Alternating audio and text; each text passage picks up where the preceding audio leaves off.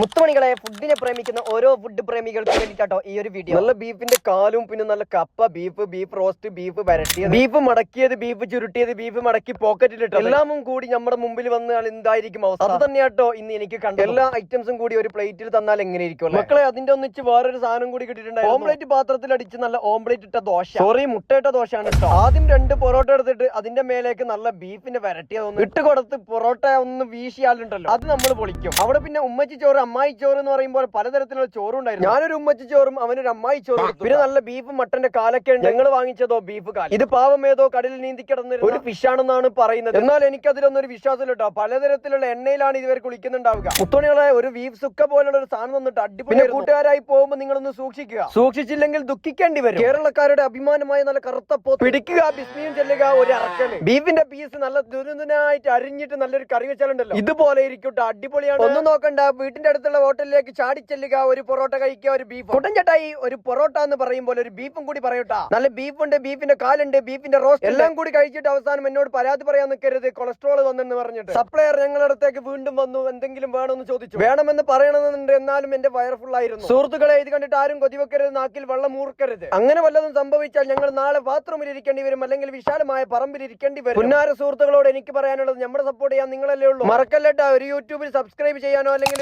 ഇൻസ്റ്റാഗ്രാമിൽ ഫോളോ ചെയ്യാനോ മറക്കല്ല. മറക്കുന്ന കാര്യം നിങ്ങൾക്ക് പണ്ടേ ഉള്ളതാണെന്ന് എനിക്കറിയാം, എന്നാൽ ഞാൻ പറയാണ് പുന്നാര സുഹൃത്തുക്കളെ, ഇതുപോലുള്ള ബീഫിന്റെ പല പല കഥകളുമായി ഞാൻ വീണ്ടും വരുന്നതായിരിക്കും. ബീഫ് എന്നല്ല, ഫിഷ് എന്നല്ല, എല്ലാ ചിക്കൻ കറിയും, എല്ലാ അത്യാധുനിക സംഭവങ്ങളും നമ്മുടെ ചാനലിൽ വരുന്നതായിരിക്കും. ഞാൻ ഇത്രയ്ക്ക് തൊണ്ട കാറിച്ചിട്ട് എന്തിനല്ല? ഒന്ന് നോക്കണ്ട മക്കളെ. അപ്പൊ ഒരു ഫോളോ ചെയ്ത് പോയിക്കോളി. അപ്പൊ ഓക്കെ, നമുക്ക് അടുത്ത വീഡിയോ കാണാല്ലേ. അപ്പൊ ഓക്കെ, ബൈ.